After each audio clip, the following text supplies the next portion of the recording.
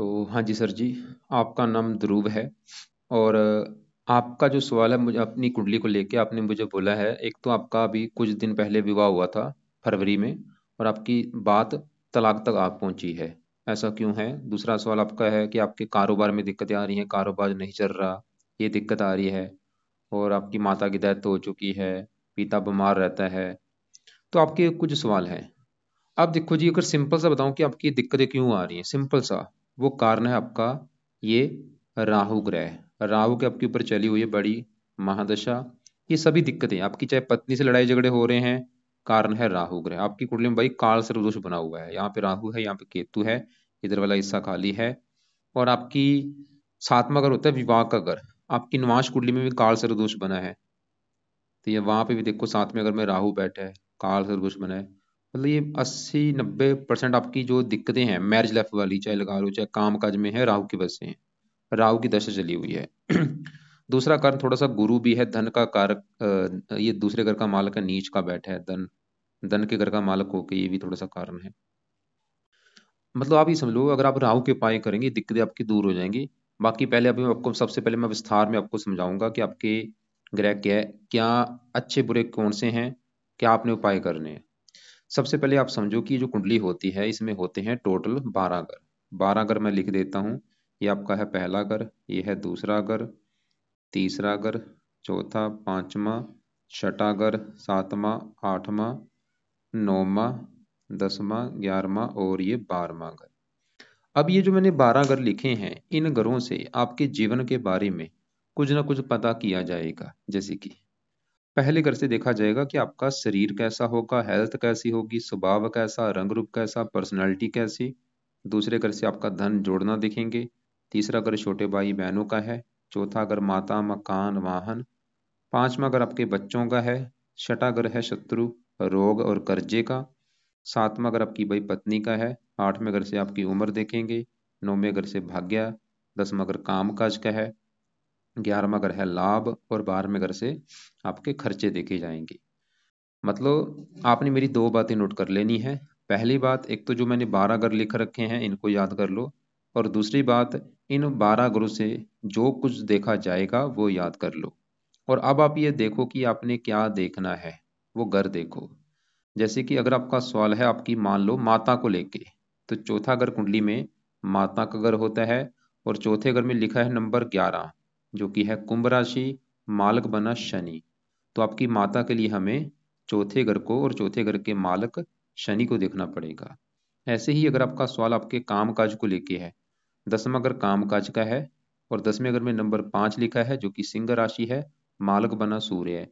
तो काम काज के लिए हमें सूर्य को देखना पड़ेगा। तो जो भी कुछ देखना है वो घर देखना है और घर का मालक देखना होता है। अब बात करते हैं भविष्यवाणी की। भविष्यवाणी में होता क्या है कि जो 9 ग्रह हैं ये भाई ज्यादा एक्टिवेट होते हैं अपनी दशा आने पर। और जो दशा होती है वो होती है दो प्रकार की। एक होती है महादशा, एक होती है अंतरदशा। महादशा बड़ी होती है जो कि आपके ऊपर चली हुई है राहु ग्रह की, और ये 16 से चली हुई है, और ये 34 में खत्म होगी। अभी काफी लंबी दशा है। इसका मतलब ये है कि आपके जीवन के ऊपर आज के समय में सबसे बड़ा असर है राहु ग्रह का, क्योंकि उसकी चल रही है महादशा। और राहु का जो आपके ऊपर असर है वो है 80%। मतलब आपकी 100 में से जो 80% लाइफ है, जो भी आप मतलब खा रहे हैं, पी रहे हैं, काम कर रहे हैं, सोच रहे हैं, कुछ भी, कारण ये राहु है। और बाकी बचा कुछ असर आपके ऊपर 20% बुध का भी है, जिसकी चली है अंतरदशा, ये अभी चली है, छठा महीने 24 को, 27 में खत्म होगी। लेकिन जो बड़ा असर आपके ऊपर है वो राहु का है।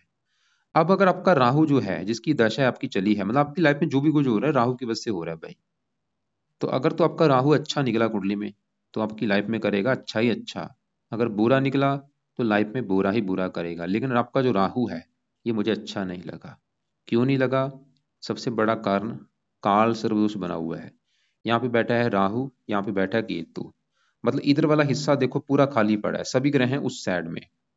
ये बन चुका है काल सर्पदोष।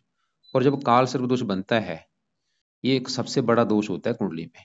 जब ये किसी कुंडली में बन गया भाई, उस बंदे को दिक्कतें आनी। और आपका एक नुआश कुंडली में भी काल सर्पदोष बना है। नेगेटिव बात क्या है, ये है आपकी नुआश कुंडली। यहाँ पे भी देखो इधर वाला हिस्सा पूरा खाली पड़ा है। यहाँ पे राहु, और राहु कहाँ बैठा है? साथ में घर में, पत्नी घर में। और यहाँ पे केतु पहले घर में। ये काल सर्प दोष है, ये राहु आपका बैठा है 11वें घर में और केतु 5वें घर। मतलब काल सर्प दोष का जो नुकसान होता है, ये जिन घरों में बैठे होते हैं उन घरों की ज्यादा हानि होती है।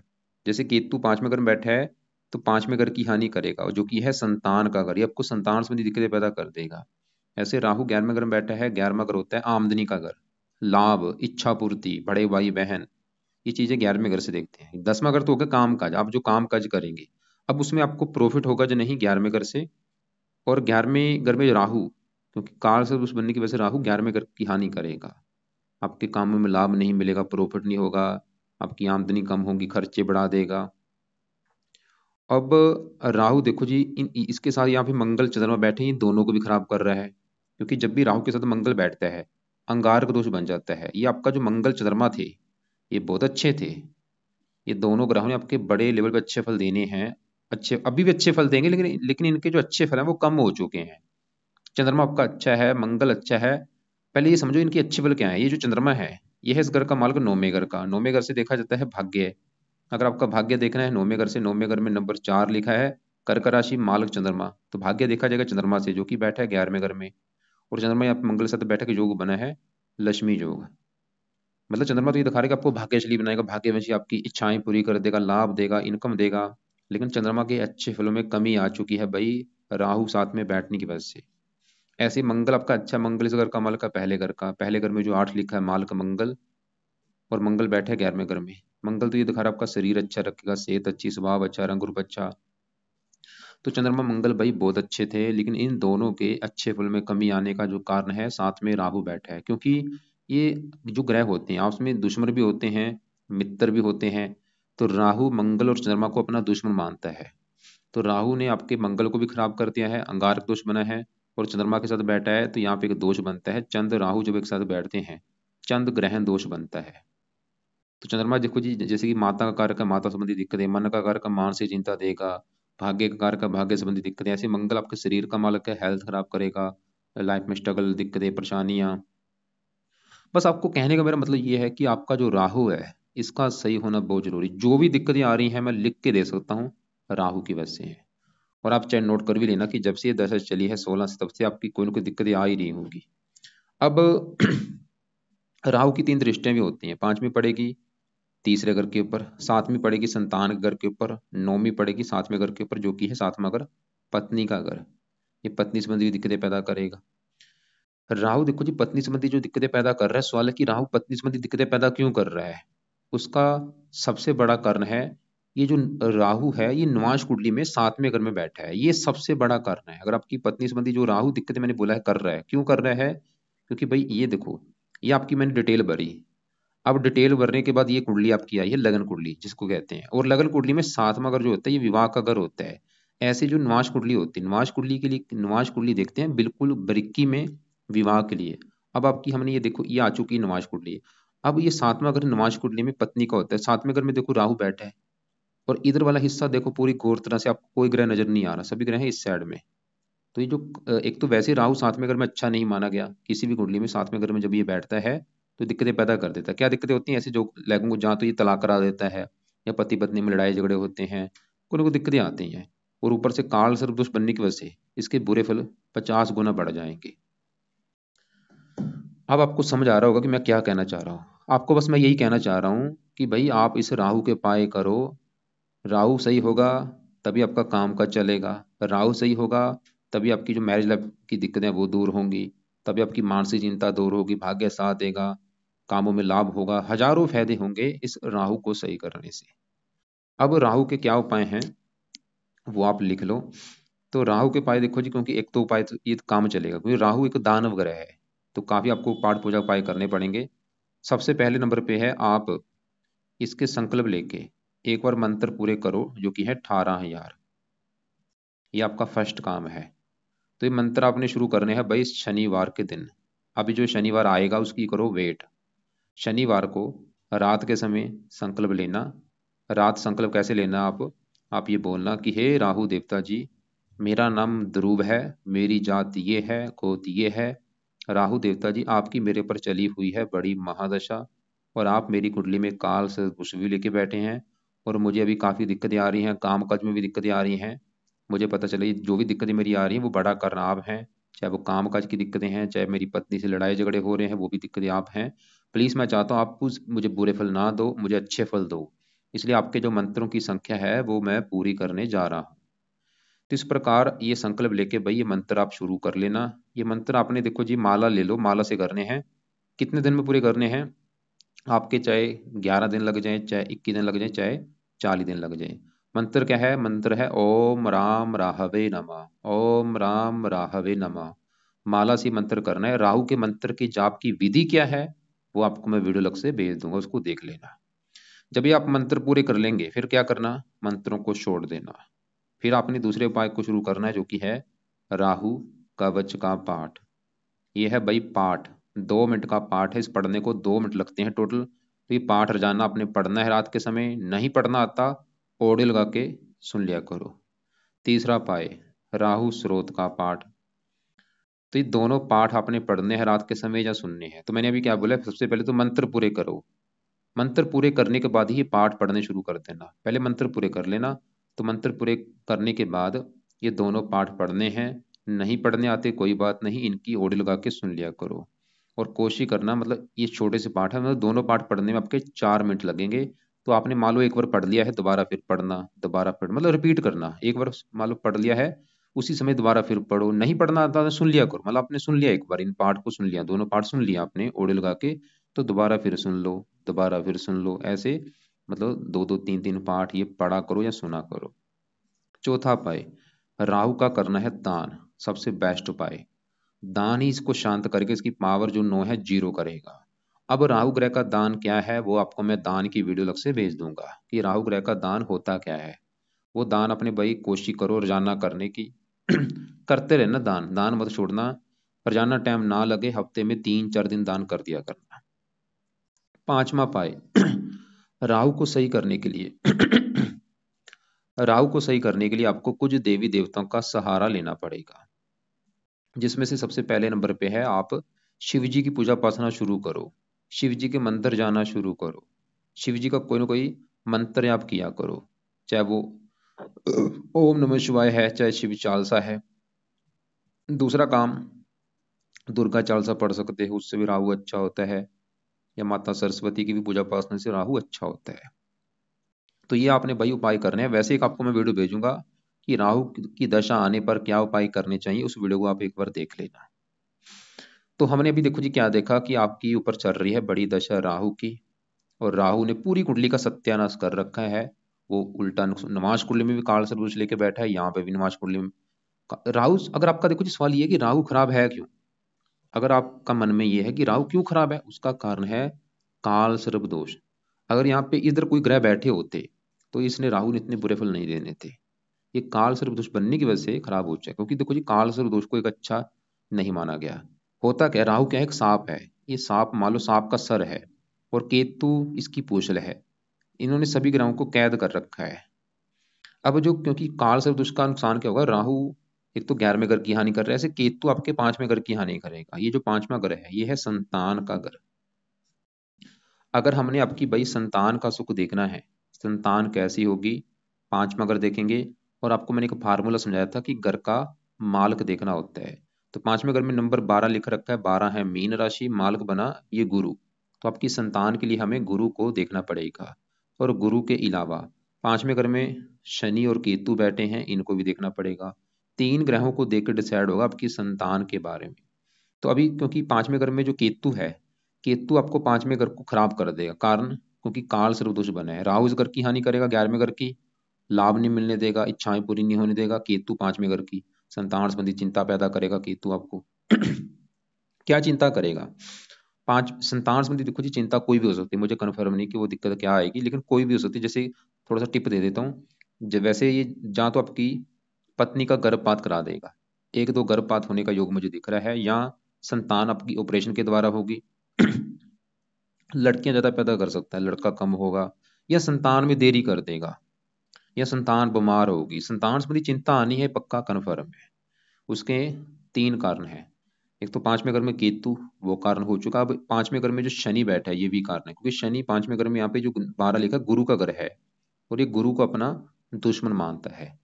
जैसे कि देखो जी, मेरे घर में मेरा कोई दुश्मन आया हो, वो मेरे घर में मेरे घर का नुकसान करेगा, वो यहाँ पे शनि करेगा। ये 9 ग्रह ऐसे ही होते हैं। अगर ये अपने दुश्मन के घर में बैठे हैं, अच्छे फल नहीं देते। अगर दोस्त के घर में बैठे हैं, अच्छे फल देते हैं। अगर उच्च के बैठे हैं, फिर भी अच्छे फल देते हैं। इनके अपने भी घर होते हैं। अपने घर में बैठे हैं, अच्छे फल देते हैं। तो शनि 5वें घर में दुश्मन के घर में बैठने की वजह से ये भी आपको संतान संबंधी चिंता पैदा करेगा। दोनों मिलके आपको संतान संबंधी चिंता पैदा करेंगे, ये पक्का कन्फर्म है। वो दिक्कत क्या होगी, जैसे मैंने बोला, जहाँ तो गर्भपात हो सकता है, या संतान ऑपरेशन के द्वारा होगी, या संतान आपकी पैदा हुई, पैदा होते सारी उसकी डेथ हो जाना, मृत संतान का पैदा होना, बीमार संतान होना, या संतान का अपंग हो जाना, पाइज हो जाना, कोई ना कोई दिक्कतें आनी है। मुझे नहीं पता कि क्या दिक्कतें आएंगी, लेकिन आपको मैंने टिप दे दी है भाई कि ये दिक्कत आ सकती है। लेकिन अगर आप चाहते हैं कि भाई ऐसी दिक्कत नहीं आनी चाहिए, मैं करूंगा उपाय, तो क्या करना पड़ेगा? शनि केतु के उपाय करने पड़ेंगे आपको। लेकिन ये अभी, क्योंकि अभी तो देखो जी आपकी दिक्कत आ रही, हो सकता है आपको ये संतान का आपका मैटर ना हो, तो आप ये उपाय तब करना जब आप संतान पैदा करेंगे। उस समय क्या उपाय करने हैं? उस समय शनि के लिए शनि चालसा पढ़ना है, शनि मंदिर जाना शुरू करना है, और शनि का दान करना है। 3 उपाय लिख लो, लिख के रख लो अपने पास, कि शनि का दान करना है उस समय, शनि चालसा पढ़ना है, और शनि के मंदिर जाना है जब संतान लेंगे। और केतु के लिए कुत्तों को रोटी डालनी है, और केतु कवच का पाठ पढ़ना है उस समय। खासकर दिक्कतें ज्यादा केतु की वजह से आएंगी। अभी ये उपाय अभी रहने दो, अभी आप फोकस करो राहु के ऊपर। अब 5वें घर में 12 लिखा मालक, क्योंकि गुरु है, गुरु को भी देखना पड़ेगा, और गुरु भी आपका मुझे बहुत ज्यादा खराब लगा है। क्यों खराब लगा है? गुरु देखो जी बैठा है तीसरे घर में, तीसरे घर में 10 लिखा है, 10 मकर राशि है, जो कि गुरु की है नीच राशि। आपका गई गुरु नीच का होके बैठा है, इसकी वजह से वो खराब है। क्योंकि मैंने अभी आपको क्या बोला था, ये ग्रह जो हैं इनका अपना भी घर होता है। अगर अपने घर में बैठे हैं, अच्छे फल देते हैं। दोस्त के घर में बैठे हैं, अच्छे फल देते हैं। उच्च के बैठे हैं, अच्छे फल देते हैं। लेकिन अगर नीच के बैठे हैं, अच्छे फल नहीं देते। दुश्मन के घर में बैठे हैं, अच्छे फल नहीं देते। तो गुरु आपका भाई नीच का है, इसकी वजह से गुरु आपको बुरे फल देगा। क्या बुरे फल देगा, वो सवाल ये है। तो गुरु किस घर का मालक है? 5वें घर का, संतान के घर का। संतान संबंधी दिक्कतें पैदा करेगा। ये 5वां घर पढ़ाई का भी होता है, आपको पढ़ाई में भी दिक्कतें आएंगी बहुत सारी। बुद्धि भ्रमित भी होती है, बुद्धि काम नहीं करती सही ढंग से, बंदा डिसीजन नहीं सही ले पाता। और गुरु आपकी कुंडली के दूसरे घर का भी मालक है। दूसरा घर होता है धन जोड़ने का। अगर आपने ये देखना है कि एक ये 11वां घर है धन कमाने का, दूसरा घर होता है धन जोड़ने का, कि आप धन जोड़ेंगे कितना। अगर हमने ये देखना है, तो दूसरे घर को देखना पड़ेगा धन जोड़ने के लिए। और दूसरे घर में नंबर 9 लिखा है, 9 है धनु राशि, मालक बना गुरु। धन जोड़ने के लिए गुरु को देखा जाएगा, वो नीच का बैठा है। गुरु 2 घरों का मालक है, धन का और संतान का, और बैठा है गुरु नीच का। तो आपको गुरु की वजह से धन जोड़ने में दिक्कतें आएंगी, धन आपका खर्च होता रहेगा, धन की हानि होगी। तो अगर आपकी देखो जी दिक्कत है धन को लेके, कारण है गुरु। मतलब गुरु के उपाय करने से आपकी जो सबसे बड़ी प्रॉब्लम दूर होगी, धन संबंधी दिक्कत दूर होगी, संतान संबंधी भी दिक्कतें दूर होंगी। तो गुरु के भी अपने उपाय करने हैं सुबह के टाइम। अब गुरु का जो उपाय है वो है, एक तो सुबह के टाइम गुरु कवच का पाठ आपने पढ़ना है, या इसकी ऑडियो लगा के सुन लिया करो। दूसरा उपाय, गुरु स्रोत का पाठ पढ़ना है, या इसको सुनना है। ये दोनों पाठ हैं। तीसरा उपाय, गुरु ग्रह का करना है दान। दान क्या करता है? पावर कम करेगा, इसको शांत करेगा। तो दान आपने गुरु का जो करना है, हर गुरुवार को करना है। जिस दिन गुरुवार होता है, जिसे हम बृहस्पतिवार कहते हैं, तो बृहस्पतिवार को इसका दान किया करो। क्या दान होता है? पीले रंग का दान। पीले रंग की वस्तु लेके, जैसे पीले चावल, पीली दाल, जो भी पीले रंग का सामान है, 2-3 किलो हर गुरुवार को दान कर दिया करो, गुरु का मंत्र आप करते करते। अब क्योंकि देखो जी 12 घरों से, जैसे मैंने बोला है, कुछ ना कुछ देखा जाएगा। ये 7वां घर जो है, ये आपकी भाई पत्नी का घर है। अगर आपकी कुंडली में हमने पत्नी का सुख देखना है कि पत्नी का सुख है या नहीं, तो पत्नी के लिए 7वां घर देखेंगे। और 7वें घर में नंबर 2 लिखा है, 2 है वृष राशि, मालक बना शुक्र। तो आपकी पत्नी के लिए हमें देखना पड़ेगा 7वें घर के मालक शुक्र ग्रह को। और शुक्र के अलावा 7वें घर के ऊपर जिन ग्रहों की दृष्टि है, दृष्टि पड़ रही है, राहु की 9वीं दृष्टि और शनि की तीसरी दृष्टि, इनको भी देखना पड़ेगा। मतलब कम से कम कितने ग्रह हुए? 3 ग्रह हुए। ये तो होगी लगन कुंडली। एक निवास कुंडली भी देखनी पड़ती है विवाह के लिए, और आपकी मैंने निवास कुंडली आपको 2-3 बार दिखा दी है कि वहां पे जो राहु है वो गड़बड़ करेगा आपका। अब लगन कुंडली में अगर देखा जाए कि लगन कुंडली में विवाह का सुख कैसा है, तो 7वें घर में जो 2 लिखा है, मालक शुक्र है। शुक्र आपका मुझे अच्छा लगा है। ये पहले घर में बैठा है, 7वीं दृष्टि से अपने घर को देख रहा है। शुक्र तो ये दिखा रहा है कि भाई पत्नी का सुख अच्छा है, विवाह का सुख अच्छा है। शुक्र तो ये दिखा रहा है। बस 7वें घर के ऊपर राहु की दृष्टि, ये थोड़ा सा ये भी दिखा रहा है कि विवाह में दिक्कतें होंगी, पति पत्नी में लड़ाई झगड़े होंगे। शनि भी दिखा रहा है। मतलब लगन कुंडली में जो दिक्कतें आने का कारण है थोड़ा सा शनि और राहु, लेकिन जो बड़ा कारण है वो निवास कुंडली में 7वें घर में जो राहु बैठा है वो है। ये देखो, एक होता है देखना, मान लो मैं किसी को देख रहा हूँ, किसी घर को देख रहा हूँ, एक घर में किसी के घर में जाके मैं घुस के बैठ चुका हूँ, उसका ज्यादा इफेक्ट होता है। खाली ये देख रहा है कि घर में बैठा है, निवास कुंडली में 7वें घर में बैठा हुआ है। बाकी शुक्र के भी आपको उपाय करने पड़ेंगे। शुक्र के उपाय क्यों करने हैं? गुरु के उपाय इसलिए करने हैं ताकि आपकी धन संबंधी दिक्कतें दूर हों, और शुक्र के उपाय आपने इसलिए करने हैं ताकि आपकी जो पत्नी संबंधी दिक्कतें हैं वो दूर हों, क्योंकि शुक्र आपके साथ में घर का मालिक है। वैसे तो अच्छा है, फिर भी इसके उपाय करो। तो इसके जो उपाय हैं ये आपने करने हैं सुबह के टाइम। कब तक करने हैं? जब तक आपकी मैरिज लाइफ की दिक्कतें दूर नहीं होती। तो शुक्र का पहला उपाय, आप शुक्र का मंत्र जाप करो 1-2 माला। दूसरा उपाय, शुक्र कवच का पाठ आपने पढ़ना है। और तीसरा उपाय, शुक्र स्रोत का पाठ पढ़ो। चौथा उपाय, शुक्रवार को शुक्र का दान करना है। तो शुक्र का मंत्र शुक्रवार से स्टार्ट कर लेना सुबह के टाइम। शुक्र कवच का पाठ स्रोत दोनों पाठ पढ़ने हैं जो सुनने हैं, और दान। अब ये जो गुरु कवच गुरु स्रोत है, ये पाठ अभी देखो, इनको रुक जाओ अभी, क्योंकि देखो जी, अभी आपको अगर मैं पूछूं कि आपकी भाई अभी आज के समय में सबसे बड़ी दिक्कत क्या है, आप क्या बोलेंगे? कि आपकी सबसे बड़ी दिक्कत है आपकी जो पत्नी संबंधी दिक्कतें हैं, वो सबसे बड़ी दिक्कत है, आप ये बोलेंगे, मुझे पता है। क्योंकि अभी देखो पत्नी संबंधी दिक्कतें, इसलिए ये शुक्र के उपाय पहले कर लो, गुरु वाले रहने दो, क्योंकि गुरु के उपाय करने से धन संबंधी दिक्कतें दूर होंगी। ये अभी रुक जाओ कुछ महीने, 3-4 महीने के बाद ये पाठ पढ़ने शुरू कर देना, गुरु कवच गुरु स्रोत। चाहे 1-2 महीने रख लो, 2 महीने के बाद शुरू कर देना। तो शुक्र का मंत्र शुक्रवार से स्टार्ट करो। संकल्प लेके स्टार्ट करना, शुक्रवार अभी जो आएगा, संकल्प ये लेना कि हे शुक्र देवता जी, आप मेरी कुंडली के 7वें घर के मालक हैं, जो कि है पत्नी का घर, और मैं चाहता हूँ मेरी जो पत्नी संबंधी दिक्कतें हैं वो दूर हो जाएं, मुझे पत्नी का सुख मिले, इसलिए आपका मैं मंत्र जाप किया करूंगा। तो शुक्र का रोजाना मंत्र जाप करो, ओम शुम शुक्राय नमः, ओम शुम शुक्राय नमः। सुबह के टाइम चाहे 1 माला कर लो, 2 कर लो, 3 कर लो, आपकी मर्जी है। और सुबह के टाइम ही शुक्र कवच का पाठ, शुक्र स्रोत का पाठ, दोनों पाठ पढ़ने हैं, या इनको सुन लिया करो। दोनों पाठ पढ़ने में आपके 4 मिनट लगेंगे। और दान हर शुक्रवार को करना है। बाकी देखो जी, आपको मैंने बोला था चंद्रमा आपका अच्छा है, वो तो ये दिखा रहा था कि आपको भाग्य में धन देगा, मंगल अच्छा है, धनी बनाएगा। गुरु आपका खराब है, शुक्र खराब है और अच्छा है, लेकिन वो उसके फिर भी उपाय करने हैं ताकि ये दिक्कत आपकी दूर हो। बाकी दूसरे घर में सूर्य बुध भी आपके अच्छे हैं। सूर्य की बात करूं, सूर्य इस घर का मालिक है 10वें घर का। 10वां घर है काम काज का घर, पिता, सरकार, मान प्रतिष्ठा, ये चीजें अगर देखनी है 10वें घर से। 10वें घर में नंबर 5 लिखा है, मालिक इसका है सूर्य है। और सूर्य बैठे है दूसरे घर में धन के घर में। सूर्य तो ये दिखा रहा है आपको धनी बनाएगा। कैसे धनी बनाएगा सूर्य? 10वां घर पिता, पिता धन, पिता से आपको धन मिलेगा, सरकार से भी धन मिलेगा, मान प्रतिष्ठा अच्छी, सरकारी कामों के लिए अच्छा है। सूर्य आपका अच्छा है।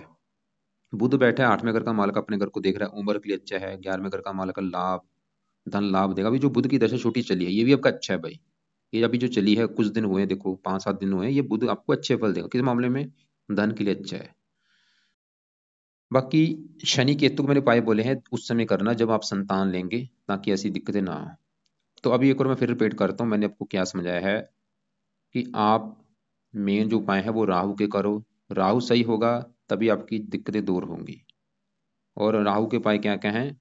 तो राहु के उपाय अभी शनिवार से पहले, सबसे पहले तो शनि राहु के मंत्र पूरे करो, एक बार शुरू कर लो शनिवार से। ये आपका एक दो चाहे कोशिश करना जल्दी जल्दी पूरे कर देना, चाहे 11 दिन में पूरे कर लो, 21 दिन में, चाहे 40 दिन में, चाहे 50 दिन में पूरे कर लेना है। अगर आपको लगता है कि 18,000 मंत्र ज्यादा है तो आप 10,000 भी कर सकते हैं, कम कर लेना चाहे। उसके बाद राहु कवच स्रोत के पाठ पढ़ लिया करना, या इनको सुन लिया करना रात के समय, और ज्यादा से ज्यादा। अगर आपको लगता है कि मंत्र नहीं करूंगा, कोई बात नहीं, मंत्र नहीं करना आता कोई, छोड़ दो इसको। सिर्फ राहु कवच स्रोत के पाठ रात को पढ़ लिया करो, या इनको सुन लिया करो ज्यादा से ज्यादा। 3-3, 5-5 पाठ पढ़ने हैं, सुनने हैं। और दान ज्यादा ज्यादा करो, जितना कर सकते हो। दान की वीडियो देखना, विस्तार में मैंने समझाया है।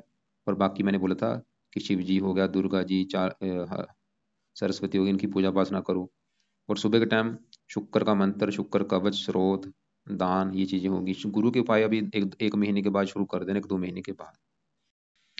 क्योंकि भाई काल सर्प जो बनता है, खाली आपकी बात नहीं है, हजारों कुंडलियां मैं देखता हूँ, काल सर्प जो बनता है उस समय राहु बहुत ज्यादा बुरे फल देता है। तो काल सर्प दोष का उपाय यही है जो आपको मैंने बताए हैं कि मंत्र सिद्ध करो, पाठ पढ़ो, दान करो। आपको कुछ देवी देवताओं का सहारा लेना पड़ेगा, शिव जी हो गया, क्योंकि राहु क्या है, शिव जी का भक्त है। शिव जी के मंत्र जाना है डेली। ये तो शुरू कर दो। और बाकी रत्न अभी फालतू में कोई दान नहीं करना, सिर्फ जो करने हैं पाठ पूजा करो। बाकी आप ऐसा करना, फिर भी कोई आपको बात समझ ना लगी हो या आपके जो सवाल होंगे, लिख लेना, कॉल करके पूछ लेना। क्योंकि दशा अभी देखो तो अभी जो चली है, अभी तो ये 34 में खत्म होनी है, काफी लंबा समय है, 18 साल की दशा होती है। इसके अलावा आपको मैं देखो जी अलग से वीडियो भेजूंगा, सभी वीडियो को आपने देखना है। और दान आप एक बार लिख लो, किस किस का दान मैंने बोला है। एक तो राहु आपको मैं एक तो भेजूंगा, राहु के दान की वीडियो, राहु का दान क्या है ये सबसे जरूरी है। और ज्यादा से ज्यादा जितना हो सके ज्यादा करो, रोजाना करो। एक तो हो गया राहु का दान। दूसरे नंबर पे आपने शुक्र का दान करना है, हर शुक्रवार को। तीसरे नंबर पे आपको मैंने शनि और केतु का दान बोला था, इनके दान करने से संतान संबंधी दिक्कतें नहीं आएंगी। इनके दान अभी आप चाहे रुक सकते हो, जब संतान लेंगे उस समय दान इनके शुरू कर देना। वैसे केतु का दान तो शुरू कर ही देना। केतु का दान होता है कुत्तों को रोटी डालना, ये तो अभी शुरू कर ही दो। वैसे शनि का जो दान है, वो शनि के दान की वीडियो भेजूंगा, वो खासकर दान आप संतान लेने से पहले कर लेना। बाकी केतु का दान अभी शुरू कर देना, कुत्तों को रोटी डालना। और गुरु का भी दान अभी शुरू कर दो, हर गुरुवार को पीले रंग का दान कर दिया करो। शुक्र का दान हर शुक्रवार को, गुरु का दान हर गुरुवार को, राहु का दान रोजाना करना है। बाकी चंद्रमा का दान नहीं करना, मंगल का नहीं करना, सूर्य का दान नहीं करना, बुध का दान नहीं करना, सूर्य को जल नहीं देना। ये चीजें लिख लेना। कल दोपहर मुझे 1:30 और 2:30 के बीच में आप एक बार कॉल करके पूछ लेना, जो आपके सवाल हैं, जो कोई बात समझ ना लगी हो।